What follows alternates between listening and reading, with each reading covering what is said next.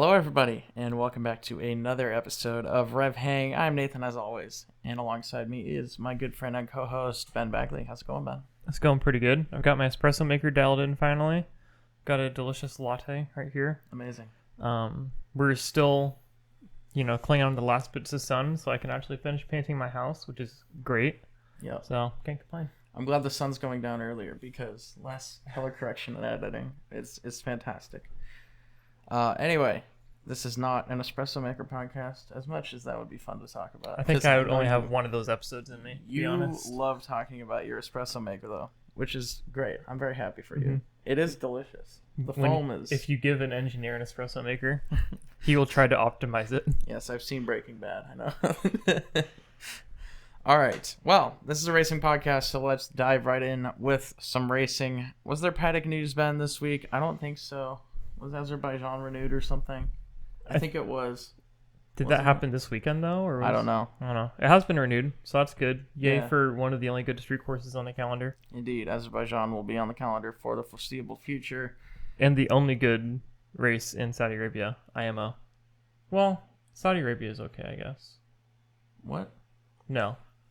Azerbaijan is not in Saudi Arabia. Is that what you're No. saying? I was saying in the Middle East. Oh, in the Middle East.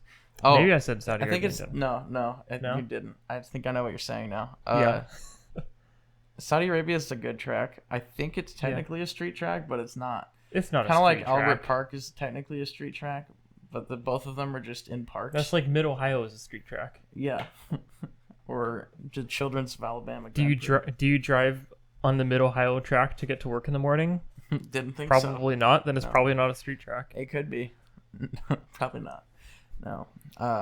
Fun fact, the Grand Tour did an episode where they ended up in Azerbaijan, and they did a drag race down the main straight. Did they really? They did, yes. Maybe it was Top Gear. I don't know. I didn't really watch Grand Tour, I'm going to be honest. It felt more scripted than Top Gear. Oh, it was more scripted than Top Gear. Yeah, which I didn't like. I missed those guys. I love the specials. Yeah. That's for sure. Top Gear was fantastic. Yeah. Until it wasn't. Anyway, this is not a British racing TV, not even racing, British car TV podcast. Automotive podcast, yes. Let's move into the Azerbaijan Grand Prix. Usually one of my favorite races of the year. This year wasn't my favorite, but I know I disagree with Ben on that, so we'll go into that. You don't necessarily disagree with me. I gave it a 5 out of 10. I gave it a 3 out of 10. Yeah. So I don't think we necessarily disagree so much as I was like making espresso and playing with the dogs during the middle of the race, and you were actually watching it. I was staring at the race, waiting for the rain that they said was coming that never came. So I got to skip the boring parts. All right.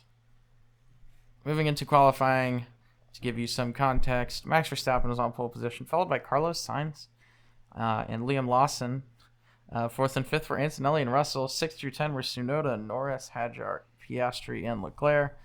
11 through 15 were Alonso, Hamilton, Bortoleto, Stroll, and Behrman. 16 through 19 were Colapinto, Hülkenberg, Gasly, and Albon. And Esteban Ocon was disqualified from qualifying for having an illegal rear wing. For all the good it did him. I think it dropped him 3 positions or something.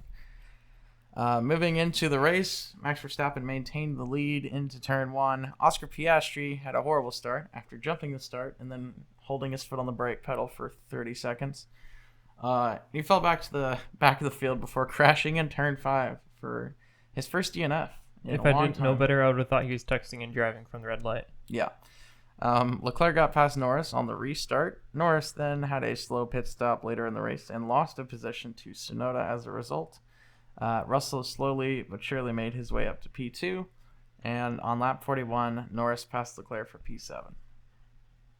That was the race. That was pretty much, yeah. Yeah. There were some overtakes here and there in the midfield, but it wasn't super exciting, in my opinion. Yeah. Moving into the results of the race, Max Verstappen cruised home for an easy victory, followed by Russell and Sainz on the podium. 4th and 5th were Antonelli and Lawson. 6 through 10 were Tsunoda, Norris, Hamilton, Leclerc, and Hadjar. 11 through 15 were Bortoleto, Behrman, Albon, Ocon, and Alonso. 16 through 19, rounding off the finishers, were Hülkenberg, Stroll, Gasly, and Colapinto. And our one retirement was the main man himself, Oscar Piastri.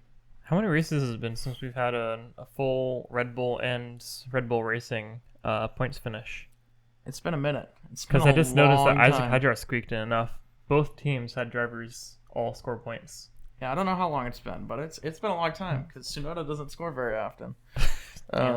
So probably since last year at least. I still remember watching him score in the first, like he got 10th in his first race of his career in F1 ever. Yeah. And I was like, man, this guy guy's maybe he's great. going places. He's going places, that's for sure. Rumor has it that Isaac Hadjar will be demoted to Red Bull next season. As long as it's next season and not next race. This season. Yeah, I think Tsunoda will be there until the end of the season. That's what I think. Hadjar will probably go to Red Bull next year. Who knows if it'll actually be a demotion. Maybe they're great, but from everything I'm hearing about the Ford engine, it's probably not going to be great. But we will see. We're not expecting Aston Martin to be a top 3 team at the change of regs last time. So we'll see what happens. Let's talk about this race a little bit. Verstappen could be back in the title fight. Seems unlikely. That's what the people are saying, Ben. I think it's just copium, which is weird that we're like begging for Verstappen to get back in this title fight. McLaren dominance, good bore fans. Yeah, hasn't even been a full season yet. That always happens, though. No, I think this has been an exciting title fight so far. I don't really want Verstappen to get in the mix because I think if he claws his way back, then he'll probably win it. It would be funny if he beat Lando Norris right at the end. Yeah. Oscar Piastri did make a rare mistake in this race. Does not make a lot of those. And, if you're Lando Norris, you really want to capitalize and do good things in the race for Piastri DNFs. No, he did not. No, he finished 7th. So I guess he did make up some points. But no, he did not. I think he made up less points than he would have if he finished first and Piastri finished 2nd. So, no, he did not capitalize. That's hilarious. Pirelli, I think, needs to figure their tires out and make them softer. You and I talk about this. Yes. Probably once a podcast, at least. Either once a podcast or a few times a year at least. Yeah. They kind of go on for as long as they want on the mediums, and then they put the hards on, and that's all they have to think about. Yeah. If you want to undercut, you go medium then hard. If you want to overcut, then you go hard then medium. Yeah. Yeah. No, it's not exactly exciting tire strategy right now, so I'm hoping that they make everything softer next year so that maybe people have to think more. Bring back super softs. Mm-hmm. I want the full range of all 7. Give us the funny pink tires. Yes, the funny pink tires. Yuki Tsunoda had a good weekend. He finished 6th, which for him is a very good weekend. Mm-hmm. Good qualifying too. I don't know if this means anything particularly for his career, if this is the first step in a step back up to being competitive. I will say he's looked better the last couple races. He has, yeah. It doesn't help that he got beat by Liam Lawson. Yes. This race. Well, yeah, this is true. But he is looking much better. He has looked more comfortable the last couple of races. Since Christian Horner has no longer been a part of the team, Yuki Tsunoda has looked more comfortable in the car. Coincidence? Maybe. Probably not. Carlos Sainz also had a great weekend for Williams, finishing 3rd, qualifying 2nd. Really good showing for Williams. James Vowell's first podium as a team principal. Yep. Alex Albon did not have a great race. There can only be one. There can only be one Williams having a good day at a time, apparently. And usually it's Albon, but this time it was Sainz. So, moving into the championship standings, Oscar Piastri is still out in front at 324. Lando Norris has 299 points. Max Verstappen is back in 3rd at 255. George Russell's at 212. And Charles Leclerc's at 165. Any interesting movement? Nico Hülkenberg is in 10th place at 37 points. And it's not unfeasible that he passes Hadjar at the end of the season. It's kind of surprising to me that Hadjar only has 39 points. I feel like he's done a lot better than that this year. Has he been in the seat the whole season? Yeah. Has he really? Yeah. Who started in the... Yeah, Lawson started in the Red Bull. Yuki and and then yeah, Hadjar. so Hadjar That's was so weird that it's Yuki. Yeah. Anyways, It's been a long year. it has been a long year. How many races do we have left? I don't know, 7-ish, I think. We got Singapore, U.S., Mexico, Brazil, Vegas, Qatar, Abu Dhabi. Yeah, 7 races. I keep feeling like we should have been like 4 races away from the end of the season for like the past couple races. Yeah, I know. It's like we were halfway through the season just a couple races ago, but it feels like since then it's been a long time. Yeah, Granted, the IndyCar summer ending break- so early didn't help. That's either. the thing, is IndyCar ends halfway through the F1 season, and it just makes it feel like it drags on. But anyway, another interesting thing, Lance Stroll is still ahead of Fernando Alonso in the championship somehow. Surely he'll be better next year, right? Surely. Surely it's just the car, right? Uh-huh. Please don't let Alonso be washed. Franco Colapinto still has 0 points. In the constructors, Mercedes has passed Ferrari for P2 in the constructors championship. Red Bull is actually Red still Bull might in also. It. They are pass still Ferrari. in it for P2. They are at 272, Mercedes 290, Ferrari at 286. What are the chances? Williams is in P5 in the championship. Oh, That's wild. wow. Yeah. Well, that point scoring finish this weekend probably helped it a lot. It extended their lead, that's for sure. Yeah, Williams in P5. That's pretty good showing from the James Vowles run team. Yeah, considering only one driver at a time can score points. Yeah, exactly. Pit stop championship already, and we're flying through this episode. Yuki Tsunoda had the fastest time this week at 2.14 seconds, followed by Lawson, Verstappen, Hadjar, Hamilton. 6 through 10 was Russell, Hülkenberg, Ocon, Albon, and Leclerc. Moving into the standings, nothing has changed really. Nothing notable, at least. I think Tsunoda passed Piastri for P3. And everything else is pretty much the same. Very tight battle for P2 in the pit stop championship. RB, is that Racing Bulls? Yeah, that's right. I'm like, what's their team name again? Racing Bulls is in second place at 263. McLaren has 256, and Red Bull has 254. Yeah. So pretty tight battle. Ferrari has probably clinched the championship by now.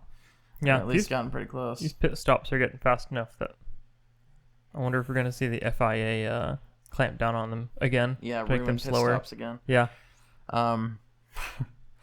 We should add more LED lights to the right. wheel guns. Exactly. You have to push the button 5 times instead Yeah. of once. Overtake of the week. I give this one to Kimi Antonelli for his overtake on George Russell on lap 5 after the restart. And yeah, that was pretty much the most impressive overtake of the week, I think. Antonelli kind of sent it on Russell and made it stick. So Yeah.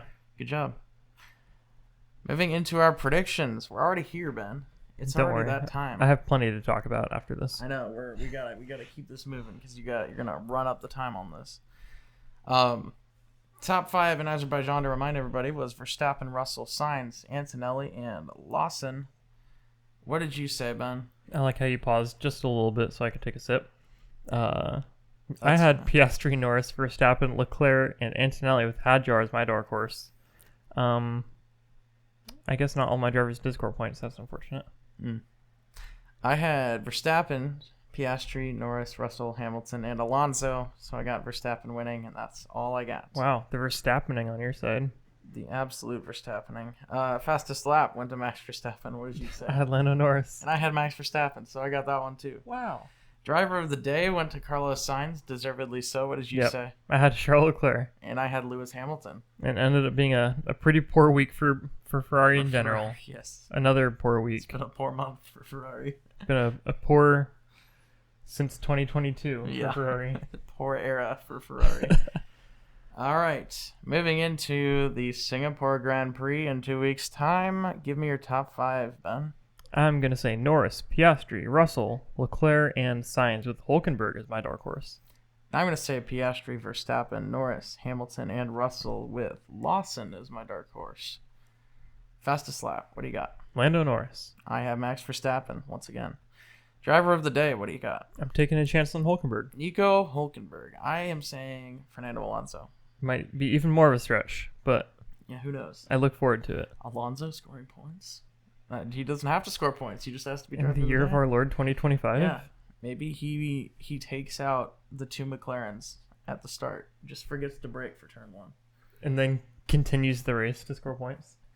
No, he doesn't need to finish the race. He just needs to get driver of the day. Remember when Magnussen almost won driver of the day when he broke down in front of the pit entry in 2020 and ruined Lewis Hamilton's race? Oh, one of those. Yes. Yeah. All right, Ben, do you have any words of wisdom for us on this fine evening? Yeah. Well, whenever you're watching this, I don't know. I don't judge. It's evening for us right now, but you don't know when this is. Anyways, I've kind of fallen off the bandwagon. I was really onto it for a while, but I've been playing Balatro for the past months because... Haven't we all? Haven't we all? You have to have something to do while you're at lunch on work. But chess. We were recently talking about this. Nathan and I, weirdly enough, have very fond memories of chess club when we were in high school. That's where we met. That's where we met. It's just a bunch of really rowdy boys and slightly immature chemistry teacher running the club.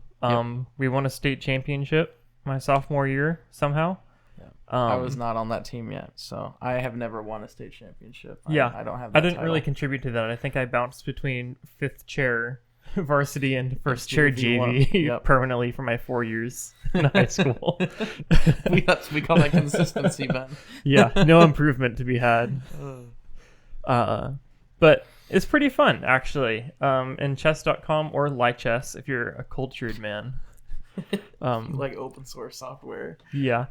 They have fun little puzzles, and it's a good way to learn and increase your brain plasticity, make lots of connections, and just in general, like games where you really have to think ahead, 2 or 3 or 4 moves to try and plan out a strategy and reassess when something goes weird. Actually really helps with the attention span and all that sort of stuff. So even if you're just playing like little pickup games like 5-minute bullet chess or something like that, it's kind of nice to be able to do that instead of scrolling on Reels or TikTok or whatever the youth do, YouTube Shorts. Yes, whatever the kids these days do. Yeah, even you can play it while listening to this podcast. Just put the podcast on in the background, just maybe even put it on a loop. Yeah. And please, yeah, turn your ad blocker off so that YouTube actually registers the views. There you go. Because that's been a problem. Leave a comment and a like. Engagement. Engagement. And a subscribe. Comment your chess.com username below, and I will add you as a friend. What's your ELO in chess? Yep. There you go. What is yours, actually? Currently or at my peak?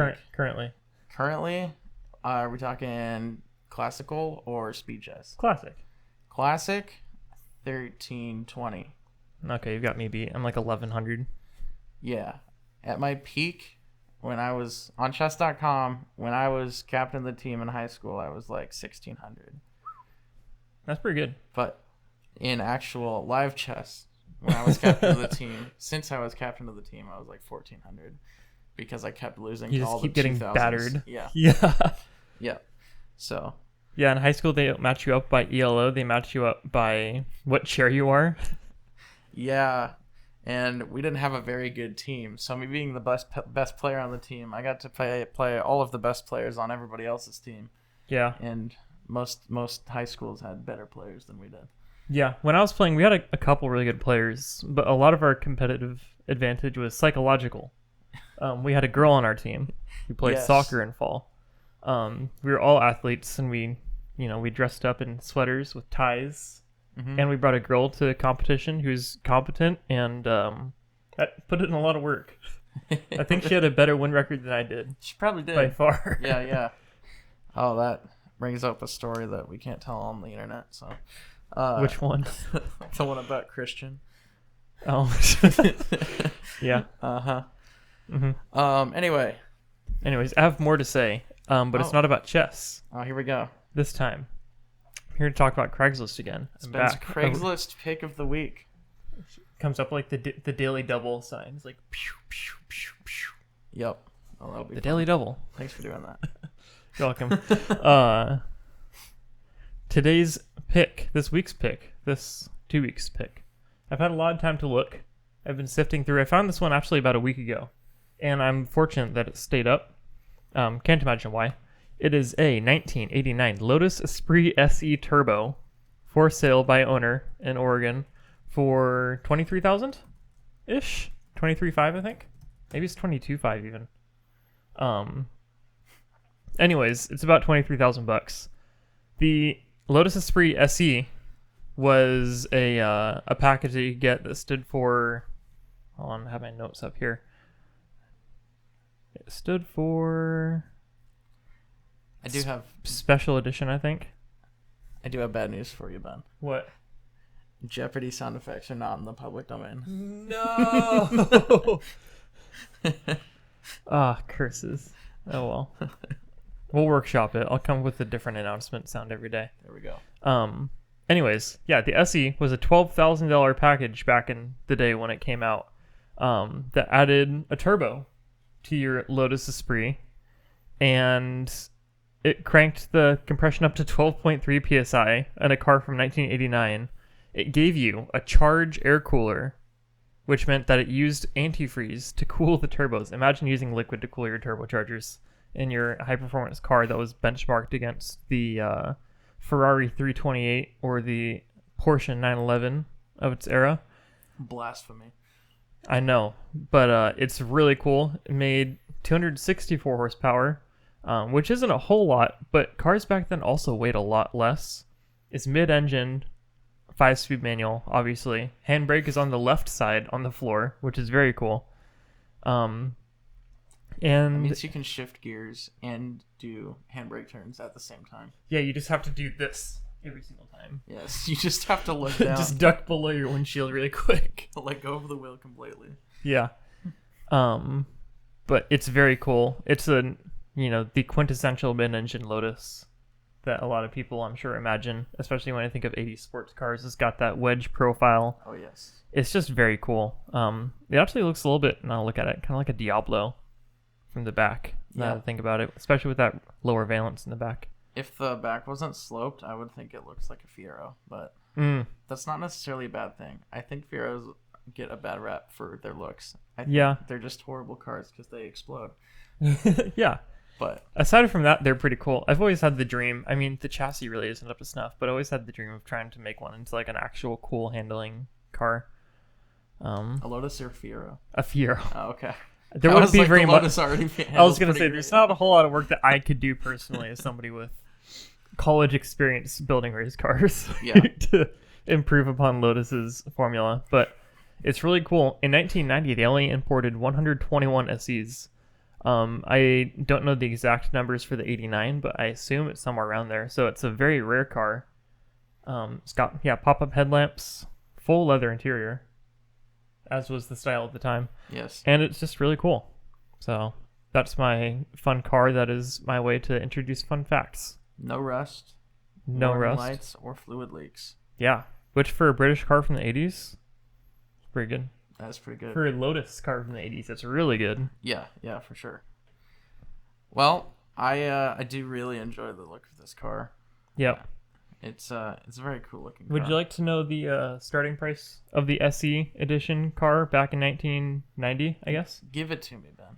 $79,500. Yeah, what's that in today's money? We can see how much it's depreciated.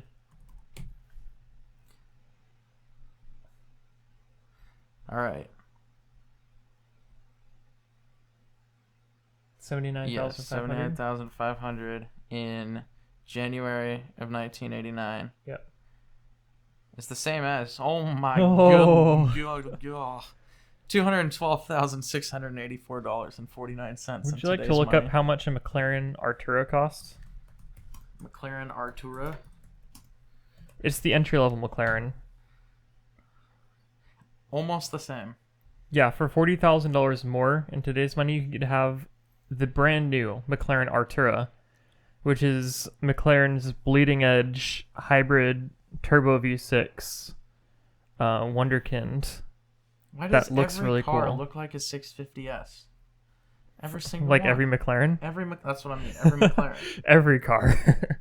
That's actually a good question. They all look the same. They I can all never look tell them apart. They all want to look like the P1, Yeah. essentially. Mm-hmm. I think this is actually a pretty good step forward in terms of design, but I do agree with you that they all look very similar. Very similar. It's like the Linkin Park of the car manufacturers. No, hold on. Every single song sounds the same. No. Oh, Have you actually ever this? listened to a Linkin Park album? Yes. Like album selection across the era? Okay. Hybrid Theory and Meteora, very similar. Those are the two that I Have you ever heard primarily. Menace to Midnight? Yes. That one That is is different. That one is different. Okay, what album did they come out with after that? Thousand Suns, which is an experimental, also different. experimental very rock. Different. Yeah. After that, Living Things, electro pop, electro rock, Okay. very experimental. I get your point. After that, what they come out with? Hunting Party, kind of a return to form in terms of I feel like I hybrid struck theory. a nerve that I didn't know No, existed. I'm gonna tell you. Okay. And then what they come out with after that? They come out with One More Light, which arguably more of an alternative rock sound. And then after that, new singer, they came back with From Zero. That's their new album. I think it's the album's called From Zero. And that's, again, completely different. I would argue that Linkin Park has been on arguably the forefront of the rock scene for as long as they've been around. People just hate them because they want more of the same. All right, Ben. I primarily have only listened. I think I've actually listened to their whole discography once, at least. But Hybrid Theory and Meteora, I have listened to a whole bunch of times. That's fair. It's most people's favorite. Because Hybrid Theory is my favorite. Yes. I think Thousand Suns is my favorite. Okay. It's so cool. Yeah. Okay. Well, I didn't realize that was going to become a whole thing. Anyways, what were we talking about? I don't McLarens and how they all look the same. Yeah, they all look the same, and the Lotus Esprit SE. Yeah. But those are my fun facts for the day. Who knew? Ben knows a lot about Linkin Park somehow. So I listened to Linkin Park almost religiously in elementary school. Wow. Okay. Like even before the Transformers movie, Yeah. I was listening to Linkin Park. Nice. And then because my dad listened to Eminem, which is kind of those funny. are the same. Yeah. Well, hold on, I'm making the connection. Oh boy, here we Eminem. go. This is back in old iTunes, so obviously it recommended just across genres. It didn't have all the algorithms stuff. Jay-Z from Eminem. Who did Jay-Z collab with for a remix of... Okay, I listen to a lot of Coldplay too, so there's probably crossover there too. But Jay-Z collabed with Linkin Park yes. on their Hybrid Theory remix album. Yep. Linkin Park brings me to Linkin Park. Linkin Park brings me to Linkin Park. Gotcha. I thought I was gonna throw you with that Coldplay, but Yeah, no, I'm aware. I have lost exclamation point feat Jay-Z. yeah, that's you got the knowledge. And Viva La Vida, probably one of their best albums. Death and All His Friends, yeah. Yeah. I the Prospects March edition. The That's long what I have. Yeah, extended the EP. album looks so cool too, like that gold lettering on black. That EP is, I think, some of their best work, and no one knows about it. That is so. You don't actually hear people talk about it a whole lot. No one talks about the Prospects March part of Viva La Vida, that album, but I think that is some of their best songs. Glass of Water is my favorite Coldplay song. Oh, really? It's not even close. Yeah. I've always been a Death and All His Friends fan. That's a good one too. And Technicolor 2 is Technicolor 2. also a bop. Yeah. Mind-boggling. Anyway, I haven't liked a Coldplay song since Charlie Brown on Milo Zotto. Yeah. Milo Zotto was like their last album that I really liked. I hated Ghost Stories when it came out, but the more I've listened to it, the more I liked it. There's a few songs on there that I really like actually now. It was not a popular album. I don't like their popular stuff, especially since Head Full of Dreams was a horrible album. I'm sorry. They just ruined themselves. Anyway, we're done ranting about Coldplay. Where did that come from? I don't know. I say Head Full of Dreams was a horrible album, but I feel like they've just gotten worse. Yeah. So yeah. now they got like Moon Music or whatever the new one's called. No. Anyway, we miss old Coldplay. Yeah. Yeah. And I miss Old Lotuses. Thank you everybody so much for watching and listening. If you enjoyed this episode, leave a like or rating on the platform you listen on. Subscribe or follow if you'd like to see more. If you want to see updated standings for IndyCar and F1 or a calendar of upcoming racing from, F1, check out our website, RevHang.com. If you have a question about racing or about us, hit us up on any socials in comments or DMs, and we may feature your question on the next show. You can follow Ben on Instagram at BenjiMeetsWorld and myself at 2N_squared. You can follow the RevHang page on Instagram, Twitter, YouTube, and even TikTok at RevHang Media. We'll be back in 2 weeks to talk about the Formula One Singapore Grand Prix. But until then, I've been Nathan. And I'm Ben. Thanks for hanging out. See you later.